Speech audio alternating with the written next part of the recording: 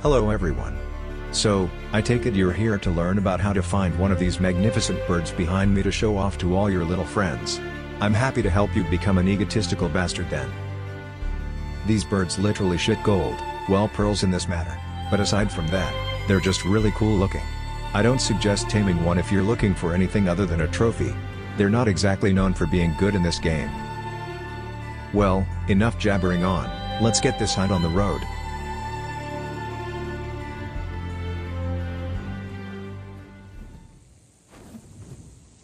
So, I want to preface this by saying that the phoenix is one of the rarest creatures in the game. The hardest part about all of this, is actually finding the damn thing. Catching it is easy, and we'll get to that soon. Finding it though is a bitch and a half. First, the phoenix is only available as a Scorched Earth exclusive creature. It does not appear on any other map in the game. Secondly, in order to find a phoenix, you can only look for one during a weather event on Scorched Earth called a superheat. This little symbol means you're in a superheat event. It'll only last for around 5 minutes of real time, so you don't have much time to actually search for the bird. Another problem that you will face other than the short time limit, is that the phoenix doesn't have a designated spawn point or area on Scorched Earth. Unlike many of the other creatures that will populate a variety of areas that you can clearly go to and know they'll be there or have a likelihood to be there, the phoenix just exists pretty much. So, if we look at the map to see where this could show up, this is where you could probably find the phoenix. Either that, or just look here-ish, and you should be fine. Trust me, it'll show up somewhere within this vicinity. Take full advantage of when a superheat shows up to start searching for the phoenix. It spawns at around a height of where those damn inventory-eating seagulls usually fly at, and get to heights that RGs fly at. This should help you with a general flyby area to searching for them. You don't have to fly all the way up to the upper limit of the skybox to try and find them. I know people don't really see any point of taming a jerboa, since outside of Scorched Earth, they really do nothing for you except act as a pet. On Scorched though, they are little weather predicting creatures, acting as your early warning system for whenever an event is about to occur. You should have a few jerboas tamed while on Scorched. Have one with you while you explore, and keep a few at your base so you hear them all and have backups. Whenever you hear a jerboa make this sound, it means a superheat is on the way. They also make this motion as well if you're looking at them.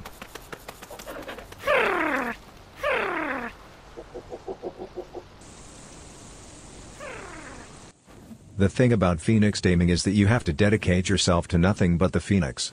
Don't think that this is a low-level deal, you should be worrying about doing this as an endgame tame in the first place. Taming the phoenix will require a lot of time and effort on your part and can't just casually be done like with so many other creatures in Ark. Only one phoenix can be wild at any given time. So once you've tamed or killed one, a new one will be born somewhere else on the map. Lastly, before we get to the taming portion, you should have the following things ready in order to create a phoenix trap to tame it with. 3 metal or tech foundations. 5 metal or tech wall pieces. 5 metal or tech ceiling pieces. 10 metal or tech door frame pieces. 3 metal or tech hatch frame pieces. 10 metal or tech ladder pieces. 1 parasaur. 1 GPS. 50 oil jars. 1 torch. And there you have it. All the prep work both physically and mentally that you will need to do before deciding to go after the phoenix. Again, don't commit to this if you don't have the patience to do so.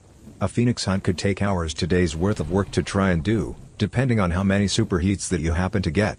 So the footage that you have been watching since the beginning, was of me doing a hunt during one of the many superheats that I was flying around in to find the phoenix. One of the best aspects of phoenix hunting is that a phoenix will not fly around much of the map. Wherever it spawns, it tends to just fly in small erratic circles. This is good for you, since you don't have to have any supplies in the beginning except for the GPS with you, which to be fair, you should always have one of those on you to begin with when playing this game.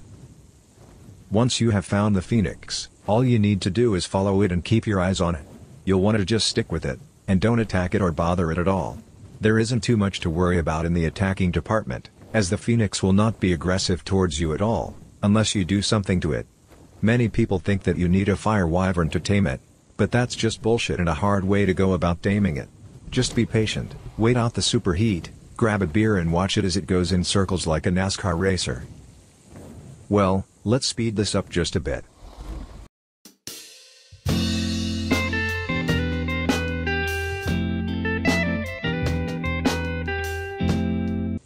first step after the superheat ends is to go to where the Phoenix stops and becomes a pile of ashes.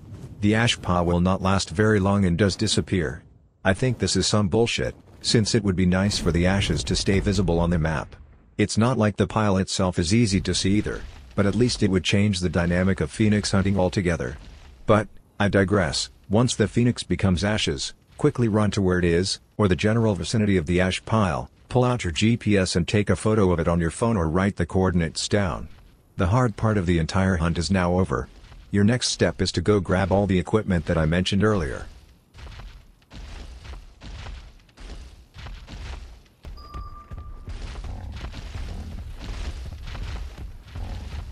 After you return with all the gear needed, get out your parasaur, and start using its radar detection technique. You'll want to pinpoint the exact spot where the Phoenix landed. The Phoenix ashes might have disappeared, but you can still detect where it will be when the next superheat begins. They're just invisible. Once you do have the Phoenix located, place a foundation just about one foundation piece away from the ash pile. You'll want to snap a foundation piece to that over the Phoenix spot, making sure that the parasaur enemy ping shows that it's in the middle of the foundation piece.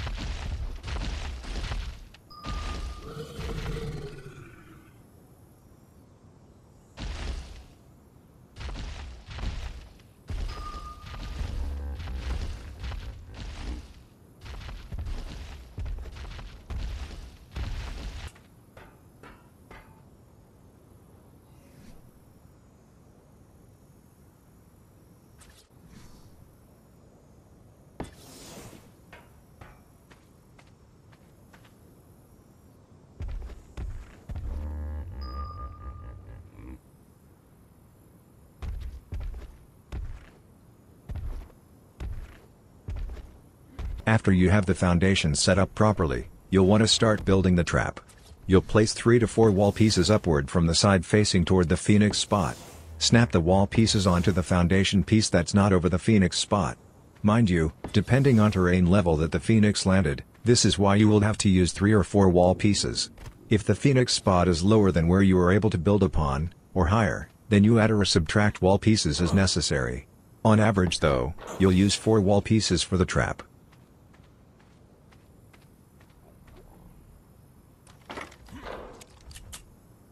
Set one hatch frame to hover over the area where the Phoenix spot is at the top of the wall pieces. From there, place 2 ceiling pieces on the left and right of the hatch frame outward of it. This is so you have the ability to reach the center hatch frame from either side if necessary.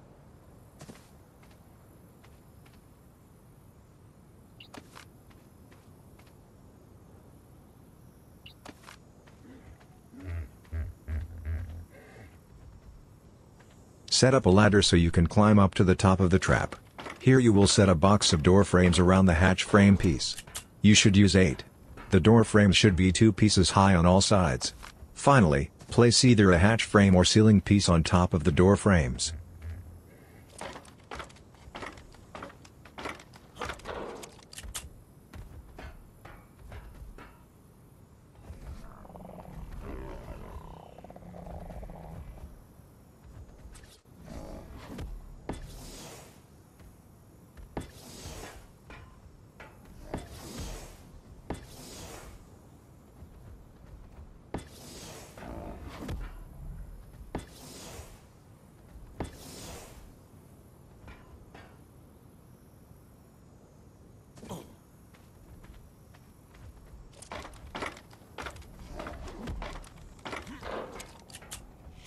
Sometimes Ark frustrates me with its wonky-ass building mechanics.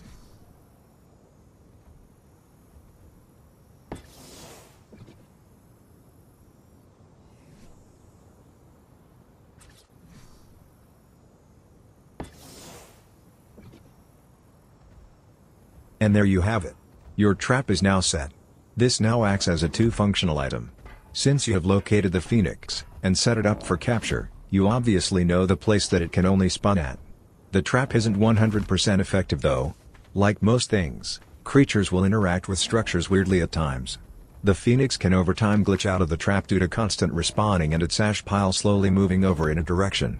If you're not online when a superheat event occurs, and a few happen while you're offline, then the phoenix could break away from being trapped anymore. However, as stated earlier, it tends to stay within the area of its spawn. This means that if a superheat is happening, and you don't see it in your trap, then check in the skies around your trap, it's most likely just flying around in circles again. You'll have to repeat the process of the trap at that point. Hopefully, whenever you're at this point of building the trap, a superheat happens sooner rather than later. I've seen where one whole day of real time would occur, and not a single superheat would happen. Just sandstorms and thunderstorms. One final thing, a good idea is to leave 1 or 2 sleeping bags near your trap so you can always see a marker on your map whenever necessary. It's just good practice to have the ability to go right to the trap either through logging in, or using the bed teleport, or just at least always having the knowledge of a marker that'll point out where your trap is.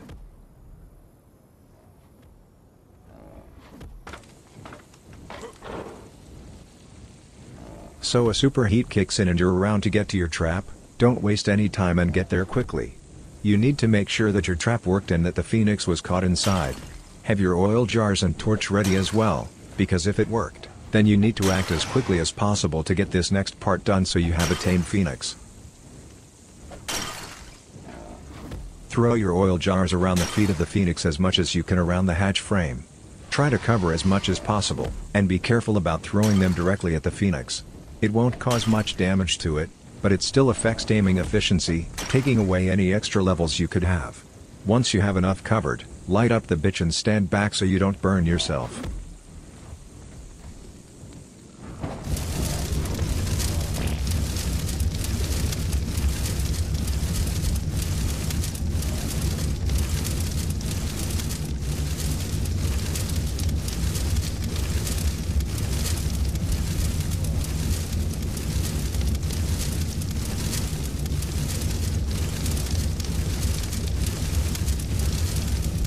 This is the fastest way to taming it.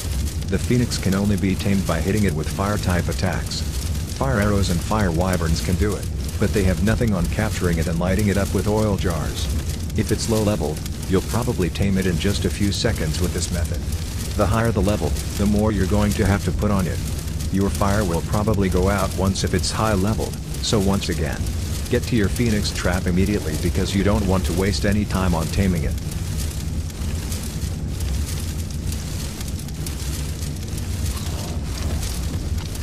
It's very nerve-wracking to have to do this part, because you never know when the superheat could end. In that regard, your taming meter will be reset and you'll have to try again whenever another superheat happens. Also, any eagle-eyed survivor could be clued into the phoenix due to your trap setup, and they could easily steal it from you. This is why this is a bit of a gamble to do, but the fastest and most straightforward method to getting yourself a phoenix. The only upside is that Scorched Earth isn't usually a popular map or very populated map to begin with. So if you're on a server that doesn't get much traffic on that map, you're probably going to be fine as long as you keep things on the down low.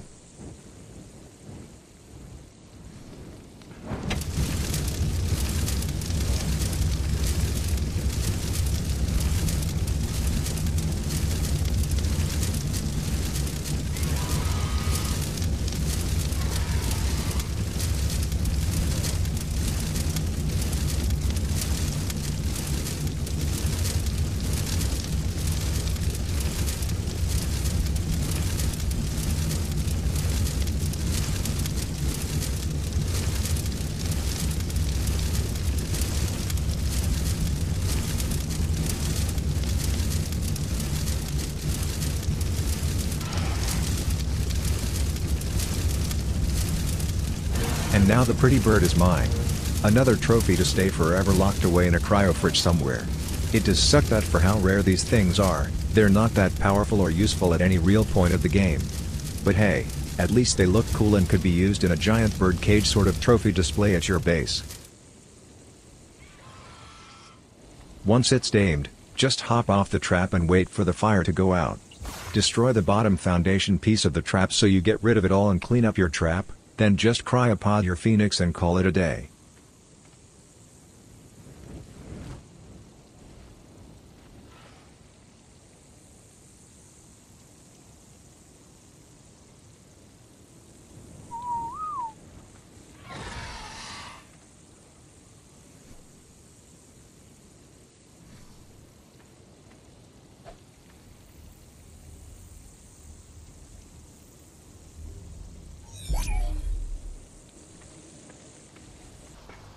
Before we sign off, I wanted to show you all one interesting trick with the Phoenix.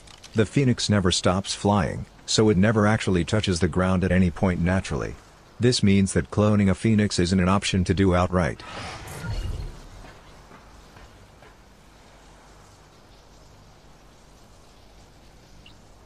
As you can see, the option isn't available to clone. This is where a snow owl comes into play. Tame a snow owl, and then bring it with you to the cloner with the Phoenix.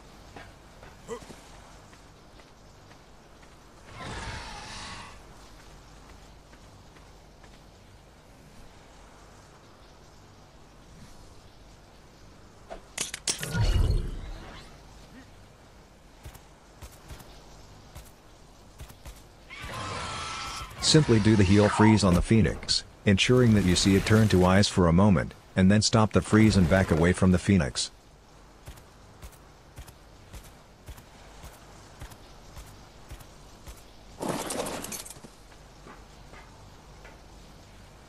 And now you can clone the Phoenix. This interaction makes the game think the Phoenix has landed, and when done on the cloner, it gives you the ability to clone a Phoenix. It's expensive to clone, but if you're friends that are too much of a scrub to catch one like you, then this is an option to helping them out. Good luck on your Phoenix hunt, you're going to need it. In theory, it's not the hardest to do, but in practice, it's a bitch and a half to pull off. Still, have patience and you can bring home this trophy.